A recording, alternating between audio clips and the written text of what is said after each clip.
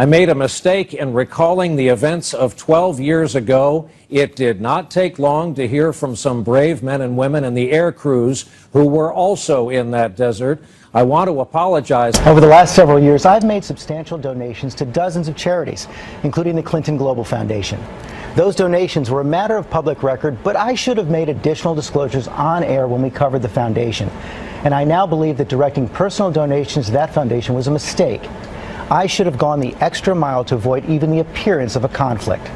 All right, ladies and gentlemen, I don't remember who the first guy is. He seems familiar, but I know that that's George Stephanopoulos.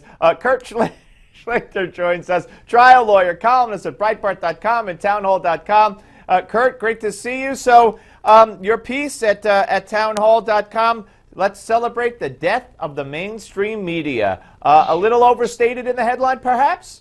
No. Let's put it this way. I'm a big lover of red meat, and that's about the reddest meat there is. It's ribeye for conservatives. But you know there's a serious edge to it, Steve. There's a very serious edge. The mainstream media is a disaster. It's our enemy, and I like to see our enemies defeated. They trained me that in the Army. Well, good training. But let me ask you, we don't know for sure if we've seen the last of Brian Williams. We don't know that there'll be any further, penalties at all for George Stephanopoulos. Really, there have been no penalties at all because from the reports I've read, he actually was told beforehand he was not going to be a part of the debate, that he went on and said afterward or told Politico that I'm taking myself off the debate. That might have not been a completely accurate statement. So do you think ABC is going to yank him from the anchor seat of election coverage? Of course not. ABC is not going to do anything because ABC doesn't think that George Stephanopoulos did anything wrong. You know, there's this image out there, Steve, in the mainstream media is these hard-boiled, grizzled reporters out there to get the truth, and they don't care whose toes they step on. But that's all a lie. They're stenographers for the Democratic Party. They are liberal hacks. They are actively working against the normal people in America, that is, the conservative ones. They have an agenda. They are not objective.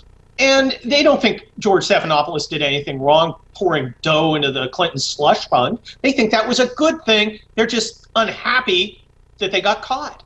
Right. No, absolutely. I couldn't agree with you more. All right. So do you believe that I think the latest poll showed that 49% or maybe 50% said that Stephanopoulos should be suspended or suffer some kind of punishment for what he did? Truth be told, if we open up the books and we looked at, quote-unquote reporters in the mainstream media at all the networks, we would find a heck of a lot more people, maybe not in the $75,000 category, but like George Stephanopoulos. Well, look, you're absolutely right. And I'm glad nothing's going to happen to George Stephanopoulos because that's way more honest. Because, again, ABC is not angry at him. This stuff about journalistic standards, they do not exist for the vast majority of people in the mainstream media. Now, there are exceptions, and you and I could probably name them on one hand.